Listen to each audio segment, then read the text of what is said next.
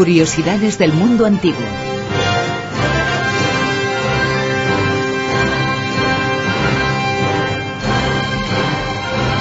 Ignacio Mazón, buenas noches. Muy buenas noches, Bruno. En la pasada edición de las Curiosidades del mundo antiguo hablábamos de la cuna de la civilización, de la primera de las civilizaciones. Sumer la situábamos en el tiempo, hablábamos y nos explicabas cómo era anterior, en un par de siglos por lo menos, a los egipcios, cómo desarrollaron toda una estructura social, económica, que les sirvió para conseguir lo que consiguieron, es decir, ser esa primera civilización, pero además no podemos entender la civilización sin las creencias, sin los mitos, sin las leyendas que estructuran también pues a las sociedades, ¿no? Sí, porque un mito no es como la gente lo suele definir, ¿no? Esta persona es un mito, o incluso un mito es una historieta falsa. Un mito tiene muchísima validez, un mito es algo creíble y es una explicación más o menos racional del mundo. Tiene su sentido, que no significa necesariamente que tenga ese sentido exacto, sino que alude a realidades, a formas de pensar que para ellos era su única explicación del día a día, de por qué pasan las cosas. Decíamos que ellos tuvieron sus propias pirámides, que eran los zigurats, sí. Y que quizá hemos sido injustos al elegir como lo único y lo más maravilloso las pirámides, pero los zigurats eran obras asombrosas también. Impresionante. Incluso en las pirámides de Egipto existe el prejuicio hacia la pirámide perfecta, ¿no? Las tres pirámides de Giza pues son prácticamente como las únicas obras que hicieron los faraones, cuando tuvieron muchísimas más. La tercera pirámide, la de Micerinos, no es la tercera más grande. Existe otra, que es la pirámide de Roja, que tiene 100 metros. Existen pirámides escalonadas, existen muchos tipos. Siempre con las posibilidades técnicas y logísticas que tenían. ¿Qué les pasa a los sumerios? Los sumerios no tienen piedra como los egipcios. ¿Qué hacen? Pues se dedican a construir con ladrillo. Claro. Y con ladrillo es verdad que tienes ciertas ventajas, pero también tienes ciertos inconvenientes porque, no perdura menos en el tiempo, claro, evidentemente. De hecho, se puede observar, por ejemplo, la estructura de los zigurats, cómo el peso tenía que estar distribuido con unas bases cada vez más anchas, tiene una estructura muy piramidal. Es diferente, pero también tiene esa tendencia a la pirámide y es una gran elevación, es una gran obra de ingeniería que exige una enorme organización, porque eso no se construía con esclavos, aunque los tenían evidentemente, pero eso se construía con el mismo pueblo, sabiendo quién tenía que fabricar los ladrillos, quién los tenía que transportar, dónde se tenían que colocar. Todo eso, como veíamos la semana pasada, no se pudo hacer sin una buena organización, sin una buena burocracia y sin unas excelentes matemáticas. Los zigurats son más parecidos a lo que citabas tú, ¿no? A la pirámide escalonada de los egipcios, podemos decir, en cierto modo, ¿no? Sí, vagamente, pero sí. ¿Y en su interés, en lo que querían representar, era también algo parecido? Pues no, porque en el mundo egipcio la pirámide es una tumba. Es decir, es un sitio para cobijar al muerto, porque el muerto siempre tiene que estar protegido.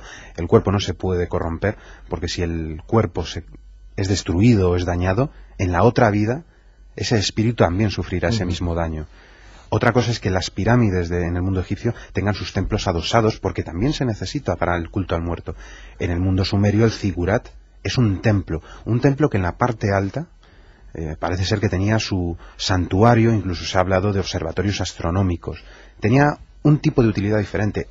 Incluso en un origen era algo así como, esto va a ser un poco burdo, el palacio. Es el templo palacio porque la monarquía nace de un concepto muy sacerdotal. De hecho, solemos hablar de reyes sacerdotes. En ese primer periodo, sobre todo el 2900 a 2300 y pico, el llamado protodinástico, pues está caracterizado por esos reyes sacerdotes que con el tiempo se van a ir desligando. Con el tiempo va a aparecer el palacio aparte del zigurat, pero en un principio todo se aglutina en el zigurat. Yo creo que es uno de los mayores referentes urbanos. Y respecto a su panteón, a sus dioses, a sus divinidades, ¿cómo eran las de los sumerios? Pues especialmente parecidas a las de los griegos, o más bien los griegos se desarrollaron de una manera paralela a la de los sumerios. Cuando uno se acerca a la mitología helena, un cliché muy repetido, y que es bastante cierto por otro lado, es que las divinidades son muy humanas. Los dioses griegos lloran, ríen, tienen celos, sufren males, sufren mal de amor, pueden ser agredidos. En el caso de los sumerios pasa exactamente lo mismo. Son dioses o completamente antropomorfos o con unos rasgos muy tendentes a ello, porque a veces tienen pues algún elemento animal, tienen alas, tienen picos, tienen garras, pero sí son muy humanos en su forma de ser. Lloran, tienen celos, sufren ataques de ira, de hecho castigan a la humanidad en alguna ocasión. Se habla incluso de que sus dioses ya practican el incesto, algo que por ejemplo lo vemos en el mundo griego sin parar. Es decir, son también muy humanos en cuanto a sus debilidades, podríamos decir. Es curioso que además ese tipo de dioses, que son unos dioses que fueron heredados en gran parte por las civilizaciones posteriores, fueron completamente demonizados por los hebreos. Algunos de los demonios que se mencionan en la Biblia no son más que dioses sumerios, demonizados. Hay una gran herencia en las culturas que vienen después y que encontramos su punto de origen en Sumeria. Sí, porque cuando se desarrolla Sumer, pues evidentemente tiene muchos vecinos que no son muy deseables, son vecinos... me van a acusar de antisemita, pero yo lo tengo que decir, muchos son pueblos semitas. No hablo de hebreos, porque los hebreos son solo un pueblo semita, pero hay un pueblo, por ejemplo, el de los acadios, que llegó a dominar al de los sumerios. Pues son pueblos nómadas, son pueblos que no están tan desarrollados, y cuando se encuentran con poblaciones tan ricas, tan desarrolladas, pues se asientan, y a veces llegan a realizar invasiones pacíficas, y otras veces pues son unas invasiones un poco más violentas. Pero claro, cuando uno llega a un sitio, lo domina, pero ese sitio tiene una civilización superior, acaba absorbiendo algo de eso. Pasó, por ejemplo, en el mundo romano, cuando llegan los germanos son más fuertes en el terreno militar, pero llegaron a adoptar el latín, llegaron a adoptar muchísimas formas romanas, porque era la cultura más fuerte, la más desarrollada, la que más les impactó, incluso la que más utilidad les daba. Eso también se suele ignorar. Por tanto, todo el aparato burocrático de representación del poder que ya habían creado los sumerios servía, yo creo, que para muchas cosas, para el resto de civilizaciones, por lo menos para tener una mínima base.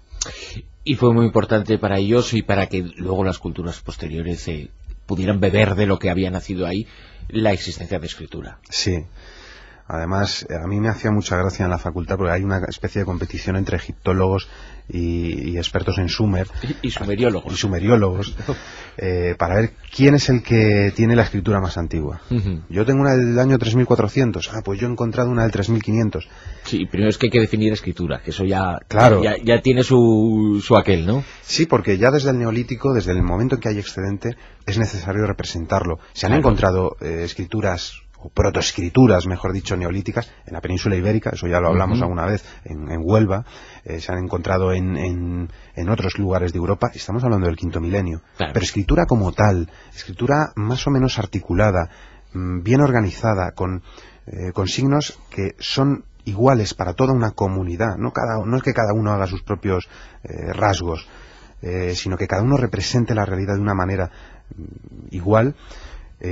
Eso podemos estar ya hablando del cuarto milenio, pues del año 3000, en torno al 3700 antes de Cristo. Ya estamos lo que pasa es que estamos hablando de una escritura en un estado muy primitivo que se suele llamar pictográfica, que lo que representa cada signo es un ideograma, una idea.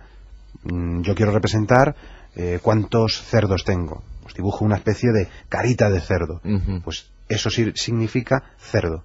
Entonces, bueno, pues ya está estandarizado, eso sirve para mucho, pero evidentemente tiene grandes limitaciones. Es un tipo de escritura que... no tiene el concepto de abstracción que entendemos ya no por escritura, sino el lenguaje. Exacto. El salto de escritura a lenguaje a idioma.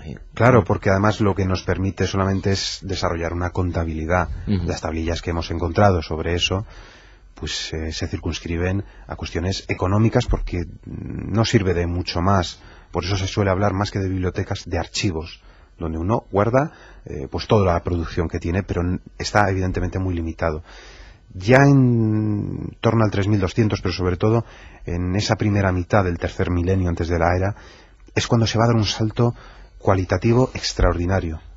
Y se va a pasar de una escritura pictográfica, donde cada dibujito representa una idea, a una logográfica, donde cada signo, que se descompone de una manera aún más esquemática, es cada vez más simple, son unos palitos, una especie de rayitas, son cuñas, sí. De hecho, por eso le llamamos cuneiforme, van a representar tanto una idea como una palabra. Yo dibujo un toro y quiero decir los toros que tengo, pero es que esa misma palabra toro puede representar el concepto de fuerza, de valor, puede representar muchas más cosas. Por lo tanto, ya tenemos un juego mucho más rico. Y gracias a eso nace, yo creo que otra de las grandes aportaciones de los sumerios, que es la literatura. Con un valor evidentemente mucho menos lúdico que el que le vemos nosotros, mucho más profundo, porque sirve para explicar la cosmología, o por ejemplo para describir toda una serie de recetas médicas, porque tenemos ya de esa época, y por eso hablo de un salto cualitativo, porque permite todo un juego que antes no se podía con la escritura anterior. Ignacio Monzón, gracias a esta edición y a la anterior hemos descubierto un poquito más sobre el mundo de Sumer, hemos hecho honor y justicia, que es hablar de Sumer como la cuna de la civilización, por lo menos conocida hasta ahora. Quién sabe lo que podemos saber en el futuro. Lo que sí sabemos es que es anterior incluso a los egipcios, que es la que tiene la fama. Y que Gilgamesh nos coja confesados, como diría. Bueno, es que nos ha quedado hablar de muchos personajes, ¿verdad?, relacionados con Sumer, los mitos y las leyendas, pero tiempo habrá. Tiempo habrá. Muchas gracias, Ignacio. Muchas gracias, Chao. Bruno. Hasta luego.